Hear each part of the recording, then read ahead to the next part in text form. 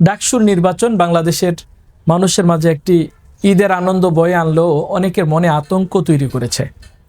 আমার প্রশ্ন, ডাকসু নিয়ে যদি এত ভয় হয় তাহলে জাতীয় নির্বাচন নিয়ে কি হবে?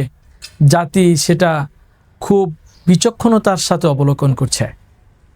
আমরা ডাকসু নিয়ে একটু পর্যালোচনা করতে চাই। ডাকসু হচ্ছে বাংলাদেশের রাজনীতির সূতিকাগার, যেখান থেকে জাতীয় নেতৃবৃন্দ উঠে আসে। বর্তমান প্রেক্ষাপটে ২৪-এর আন্দোলন এর নেতৃত্ব দিয়েছে ঢাকা বিশ্ববিদ্যালয়ের ছাত্র সহ সারা দেশের প্রাইভেট বিশ্ববিদ্যালয়ের ছাত্রবৃন্দ এবং অন্যান্য পেশাজীবীর ভাই বোনেরা। ৭১-এর যুদ্ধ, ভাষা আন্দোলন সহ প্রত্যেকটি জাতীয় ইস্যুতে ঢাকা বিশ্ববিদ্যালয়ের ভূমিকা অনস্বীকার্য।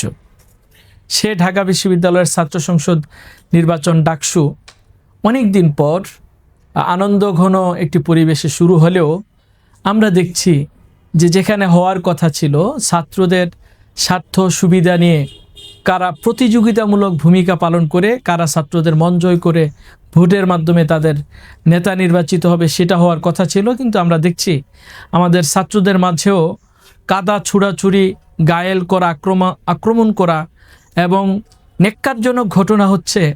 ঢাকা বিশ্ববিদ্যালয়ের এই ছাত্র সংসদ নির্বাচনকে স্থগিত করে দেওয়ার মতো ঘৃণ্য ষড়যন্ত্র জাতির সামনে উপস্থিত হয়েছে। আমরা আশা করব আগামী ৯ সেপ্টেম্বর ২০২৫ ডাকসু নির্বাচন অত্যন্ত আনন্দ ঘন এবং সুন্দর সুষ্ঠু পরিবেশে হবে। যেই হেরে যাবে সবাই জিতে যাবে, এখানে কোনো হার থাকবে না, প্রত্যেকেই জিতে যাবে।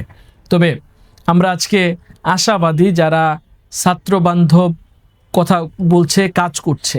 বিগত ফ্যাসিস্ট সরকারের পতনের পর থেকে দীর্ঘ ১ বছর ধরে যারা ছাত্রদের কল্যাণে কাজ করেছে, মেডিকেল টিম, যারা পানির ব্যবস্থা করেছে, যারা নারীদেরকে অগ্রাধিকার দিচ্ছে, নারীর সম্মান রক্ষা করছে, তাছাড়া গেস্ট রুম এবং জোর করে মিছিলে নিয়ে যাওয়া, ছাত্রদেরকে বুলিং ট্যাগিং থেকে রক্ষা করার জন্য যেই ছাত্র সংগঠন ভূমিকা পালন করছে, তাদেরকে অভয় দিচ্ছে এবং তাদের প্রতিশ্রুতি রাখছে।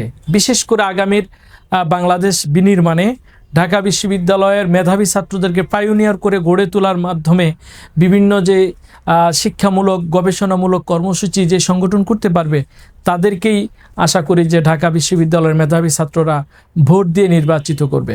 সেক্ষেত্রে আমরা যদি আমাদের সামান্য পর্যালোচনায় দেখি তাহলে দেখব যে ছাত্র ঐক্য যে প্যানেল রয়েছে, বিশেষ করে সাদেক কাইম এবং SM ফরাদের যে প্যানেল, এই প্যানেল বিজয়ী হলে মনে হচ্ছে যে ছাত্রদের কাঙ্ক্ষিত যে প্রত্যাশা, জাতির যে প্রত্যাশা, সেটা সফল হবে। এই জন্য আমি সকল ঢাকা বিশ্ববিদ্যালয়ের সকল ছাত্রছাত্রীদেরকে অনুরোধ করব, আপনারা সাদেক কাইম এবং SM ফরাদের প্যানেলকে আপনাদের মূল্যবান ভোট দিয়ে জয়যুক্ত করে আগামীতে দেশ এবং জাতিকে শ্রেষ্ঠ নেতৃত্ব দেওয়ার কঠিনতম এবং সুন্দরতম ভূমিকা ঢাকা বিশ্ববিদ্যালয়ের ডাকসু পালন করবে, এই প্রত্যাশা রেখে শেষ করছি।